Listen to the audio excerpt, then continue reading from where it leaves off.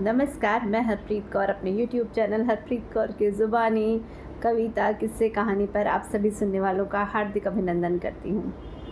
दिन शुक्रवार, क्या है कहानी हरप्रीत कौर की ज़ुबानी। जी, शुक्रवार को आप सुनते हैं मेरी ज़ुबानी कहानियाँ। शुक्रवार को हम सुनते हैं रिश्तों के ताना बाना बुनती रिश्तों पर आधारित कहानियाँ। इसी कड़ी में आज की कहानी जिसका शीर्षक है जन्मदिन का तोहफ़ा। ये कहानी है, क्या जन्मदिन के तोहफे में महंगे उपहार या सोने के गहने ही ज़रूरी हैं, या फिर अपनों का प्यार बहुत है। चलिए कुछ ऐसा ही ताना बाना बुनते हुए ये प्यारी कहानी जिसका शीर्षक जन्मदिन का तोहफ़ा। किस जगह पे शादी कर दी मेरे माता पिता ने। ऐसा निकम्मा पति मिला है जो एक ढंग का तोहफ़ा भी नहीं दे सकता। आज जन्मदिन है मेरा और तोहफे में ये क्या उठा कर लाया है, ये फूलों का गुलदस्ता और ये 1000 रुपए की साड़ी। शादी के इन 16 सालों में कोई साल तो ऐसा गया हो जिसमें कोई गहना ला कर दिया हो। इससे तो मेरी सहेली मीरा ही ज़्यादा अच्छी है। उसका पति हर बर्थडे पर उसे कुछ ना कुछ गहने तोहफे में ला कर देता है, फिर वो पहनकर इतराती हुई दिखाती है सबको। यहाँ तो पति दूसरों को दिखाने के सारे रास्ते ही बंद कर देता है। क्या दिखाऊं, ये साड़ी और ये गुलदस्ता। वंदना निरंतर बड़बड़ किए जा रही थी, जबकि राजेश चुपचाप बैठा अपना बैग तैयार कर रहा था। साथ ही साथ उसकी बड़बड़ाहट भी सुन रहा था। वो भी क्या बोलता, पत्नी महत्वाकांक्षी थी और अब नई नई सहेलियों के साथ और ज़्यादा हो गई। कम में खुशी नहीं होती थी और वो ठहरा एक मामूली टीचर, महीने के 35-40 हज़ार रुपये कमाने वाला। उसकी जेब ज़्यादा खर्च करने से उसे रोकती है। आखिर एक मध्यम वर्गीय परिवार की भी अपनी सीमाएं होती हैं। जब पत्नी नहीं समझती तो पति तो इस चीज़ को समझेगा ही। राजेश की इतनी तनख्वाह भी नहीं थी कि पूरा परिवार का खर्चा निकालने के बाद वो इतना पैसा निकाल पाए। दोनों बच्चों की पढ़ाई थी, अम्मा की दवाइयाँ थी, घर के खर्चे, रिश्तेदारी भी देखनी होती थी। बच्चों की हायर स्टडीज़ के लिए भी कुछ तो जमा करके रखना था। आखिर मध्यम वर्गीय आदमी अपना हाथ खींचे भी तो कितना। और ऊपर से सोने के भाव, वो तो आसमान छू रहे हैं। और इधर पत्नी ऐसी थी कि अपनी सहेलियों को देख देख कर हमेशा उस पर दबाव बनाती कि वो उसे तोहफे में सोने के गहने ला कर ही दे। ये तक नहीं देखती कि उसका परिवार उसकी कितनी कदर करता है। वो तो रात के 10 बजे ही सो गई थी। इसके बर्थडे के लिए राजेश और बच्चों ने मिलकर हॉल सजाया था। अम्मा जी ने अपने हाथों से गर्मा गर्म हलवा बनाया था। राजेश 10 बजे के बाद मार्केट जाकर खास उसके लिए केक लेकर आया था। सबको लगा था कि वो सब देखकर वो शायद खुश होगी, पर नहीं। 12 बजे जब सबने उसे सरप्राइज़ दिया तो अपने तोहफे को देखकर उसने तो चिल्लाना शुरू कर दिया। सबके प्यार और दुलार को और तोहफे के पीछे कुछ नहीं समझा। सबने प्लान करके रखा था कि उसके जन्मदिन पर कोई कहीं नहीं जाएगा, बल्कि घर पर रह के वंदना के बर्थडे का कुछ खास सेलिब्रेट करेंगे। लेकिन वंदना के इस तरह के व्यवहार से सब लोग हैरान तो नहीं, पर परेशान थे। हैरानी इसलिए नहीं हुई क्योंकि उन्हें पता था कि वो तोहफे में सिर्फ गहने सोचती है, और परेशान इसलिए थे कि सबका मूड ऑफ हो चुका था। वो कभी घर वालों की भावनाएं नहीं देखती समझती। इसलिए सुबह होते ही बच्चे मनन और वाणी चुपचाप अपने स्कूल चले गए, और अब राजेश भी स्कूल जाने की तैयारी कर रहा था। अम्मा अपने नाश्ते में मसालेदार खिचड़ी बनाकर अपने कमरे में माला फेरने जा रही थी। जानती थी कि आज वंदना कुछ नहीं करेगी क्योंकि वो अभी भी बड़बड़ा रही थी। राजेश अम्मा जी के कमरे में गया और बोला, अम्मा मैं स्कूल जा रहा हूँ, तुम कुछ खाकर दवाई ले लेना। अम्मा जी ने एक नज़र राजेश की तरफ देखा। उसकी आंखें लाल हो रखी थी। साफ लग रहा था कि वो अपनी पत्नी के व्यवहार से वो शायद रो भी चुका है। अम्मा जी ने उसे शांत रहने के लिए इशारा किया और उसे अपने पास बुलाया। राजेश आकर अम्मा के पास बैठ गया। अम्मा ने उसके सिर पर हाथ रखते हुए कहा, तूने कुछ खाया? अम्मा की बात सुनते ही राजेश की आंखों में आंसू आ गए। भूख नहीं है अम्मा? सब ठीक हो जाएगा बेटा, बस तू शांत रह, अपने आप को मजबूत कर।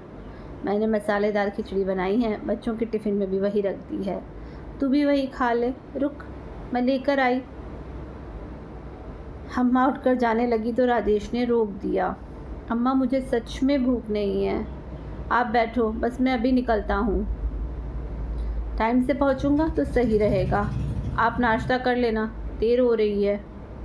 रुक, मैं तेरा टिफ़िन पैक कर देती हूँ, वहीं खा लेना। राजेश ने रोकने की कोशिश की पर अम्मा मानी ही नहीं। रसोई में गई और खिचड़ी टिफ़िन में पैक कर दी और लाकर राजेश को दे दिया।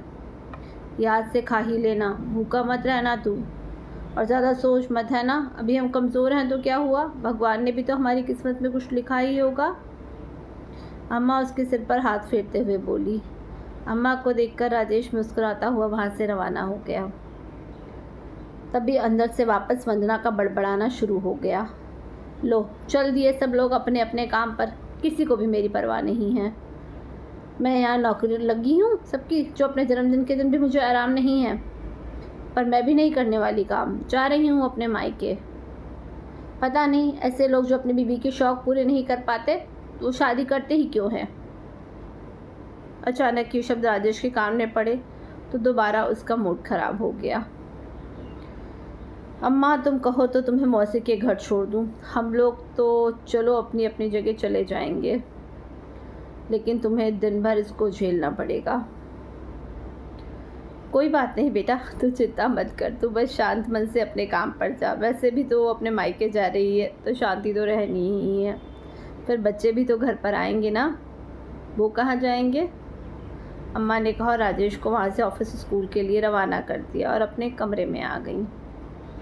अभी राजेश को कुछ देर ही बीती थी कि वंदना भी वहाँ से रवाना हो गई। वंदना के जाते ही अचानक अम्मा जी का मोबाइल बज उठा। किसी अजनबी का फ़ोन था। उसने कहा कि राजेश का एक्सीडेंट हो गया है। अम्मा रोती हुई वंदना को फ़ोन लगाने लगी। वंदना ने फ़ोन तो उठाया, लेकिन अम्मा जी की बात सुने बगैर ही बोलना शुरू कर दिया। अम्मा जी, आप चाहे कुछ भी कहें, मैं नहीं रुकने वाली। मैं अपने मायके जा रही हूँ, कम से कम आप लोगों से अच्छा जन्मदिन तो मेरे माता पिता ही सेलिब्रेट कर देते हैं। बहू वो, इसके आगे अम्मा जी बोल ही नहीं पाई क्योंकि वंदना ने फ़ोन काट दिया। लेकिन वंदना ने फ़ोन नहीं उठाया अम्मा जी के बार बार फ़ोन ट्राई करने के बाद भी। आखिर थक हार कर अम्मा जी पड़ोस में रहने वाली सुधा के घर पहुंची और वहां जाकर उसने फ़ोन कॉल के बारे में बताया। अरे भाभी जी, कौन से हॉस्पिटल में एडमिट कराया है ये तो बताओ। उसने ये तो नहीं बताया, मैंने तो पूछा ही नहीं। मेरे तो एक्सीडेंट का नाम सुनकर ही हाथ पैर फूल गए थे, अम्मा ने रोते हुए कहा। लाइए आपका फ़ोन दीजिए, मैं ज़रा फ़ोन करके पूछती हूँ उस नंबर पर। सुधा जी ने फ़ोन करके बात की और सारी इन्फॉर्मेशन इकट्ठा करके अम्मा जी को लेकर अस्पताल पहुँची। साथ ही अपनी बहू को राजेश के घर की चाबी दे दी ताकि जब दोनों बच्चे आ जाएं तो उन्हें घर की चाबी दे दे। अस्पताल पर पहुंचकर देखा तो राजेश के सिर पर हल्की चोट लगी थी और बाएं हाथ में फ्रैक्चर था। भगवान का शुक्र था कि उसे ज़्यादा चोट नहीं आई थी। हॉस्पिटल जाकर भी अम्मा ने दोबारा वंदना को फ़ोन लगाया, लेकिन उसने फ़ोन नहीं उठाया तो अम्मा ने भी थक हार कर फ़ोन लगाना बंद कर दिया। इधर बच्चे जब घर पहुंचे तो उन्हें पता चला कि पापा का एक्सीडेंट हो गया है और अम्मा हॉस्पिटल गई है, तो 7 साल का मनन तो रोने ही लग गया। यहाँ तक कि 15 साल की वाणी भी घबरा गई। तब सुधा जी की बहू ने अम्मा से वाणी की बात करवाई। अम्मा जी ने वाणी को समझाया कि ज़्यादा परेशान होने की ज़रूरत नहीं है बेटा, पापा को हल्की फुल्की चोट लगी है, शाम तक छुट्टी मिल जाएगी। तब जाकर वाणी को तसल्ली हुई और वो मनन को चुप कराते हुए घर ले आई और घर लाकर उसे कुछ खिला के सुला दिया। शाम को राजेश और अम्मा जी के आने से पहले वंदना घर पहुंच गई, लेकिन बच्चों ने उससे कोई बात नहीं की। लेकिन अम्मा जी को घर में ना देखकर वंदना ने पूछा, तुम्हारी दादी कहाँ गई है और तुम दोनों अकेले घर पर क्यों हो? मैं कह कर तो गई थी मैं अपने मायके जा रही हूँ, फिर भी ना जाने कितनी बार फ़ोन लगा दिया और अब तुमको अकेला छोड़कर चली गई हैं। उनकी बातें सुनकर वाणी को बहुत गुस्सा आया। वो अपने कमरे में गई और अपने कमरे से अपना और मनन दोनों का गुल्लक उठा कर ले आई और उनके सामने रखते हुए बोली, मम्मी आपको गहने चाहिए ना, ये 2 गुल्लक हैं, आप इन्हें फोड़ लो और जो भी पैसा निकले उससे अपने लिए गहना खरीद लेना। जानती हूँ मैं इसमें पैसा कम है, लेकिन वादा करती हूँ कि जब बड़े होकर कमाने लग जाऊँगी ना तो आपको गहने दिलवा दूँगी, पर कम से कम भगवान के लिए घर में शांति रहने दो। यूँ हर समय पापा के पीछे मत पड़ी रहा करो। आज पहली बार वंदना ने वाणी को चिल्लाते देखा था। और वह भी अपने पापा के पक्ष में। ये देखकर वंदना ज़्यादा दिल में ला गई।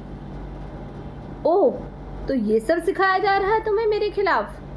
अरे एक औरत अपने पत्नी से अपनी ज़रूरत के लिए नहीं बोलेगी तो किससे बोलेगी? तुम भी 15 साल की हो गई हो, क्या तुम्हें समझ नहीं है? अपनी माँ से बोलने की तमीज़ नहीं है तुम्हें? तमीज़ की बात तो आप मत ही कीजिए मम्मी। हमने पूरी रात आपके लिए इतनी मेहनत की, लेकिन आपको तो सब नहीं दिखा। आपको दिखा तो सिर्फ के तोहफे में सोने के गहने नहीं थे। आपकी सहेलियाँ क्या करती हैं, हमें उससे कोई लेना देना नहीं है, लेकिन आप क्या करती हो इससे हमको फ़र्क पड़ता है। आज पापा कितनी टेंशन में घर से निकले थे, और आपको अभी भी अपने तोहफे की पड़ी है। पापा का एक्सीडेंट हो गया। एक्सीडेंट? कैसे हो गया एक्सीडेंट? मुझे बताया क्यों नहीं? अम्मा आपको बार बार फ़ोन लगा रही थी ना, आपने एक बार भी फ़ोन उठाकर पूछना ठीक समझा कि फ़ोन क्यों लगा रही थी? आपको ठीक लगेगा भी क्यों? आपको तो गहने चाहिए, पति से आपको क्या लेना देना? अपनी बेटी की बात सुनकर वंदना शॉक्ड रह गई। तब तक अम्मा और सुधाजी राजेश को साथ लेकर वापस घर लौट आए।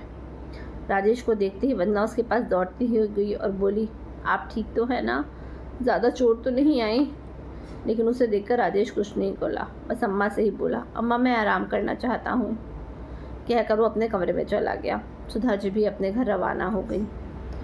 अब अम्मा वंदना से बोली, बहू तुझे पति नहीं गहने चाहिए ना? ये मकान बेचकर तुझे तेरे गहने दिलवा दूँगी। हम किराए के घर में रह लेंगे, पर मेरे बेटे को चैन से रहने दे। आज वो रो कर गया है घर से, सिर्फ तेरी इज्जत के कारण। एक बार उसके बगैर अपनी ज़िंदगी सोच कर देख। क्या अकेली घर की जिम्मेदारी उठा लोगी तुम? ऐसा तोहफा ही किस काम का जो किसी की जान पर ही बन जाए?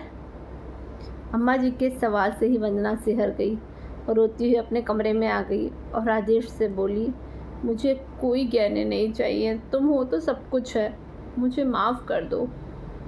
वंदना की बात सुनकर राजेश मुस्कुरा दिया। वंदना तुमने मुझे समझ लिया, यही बहुत है।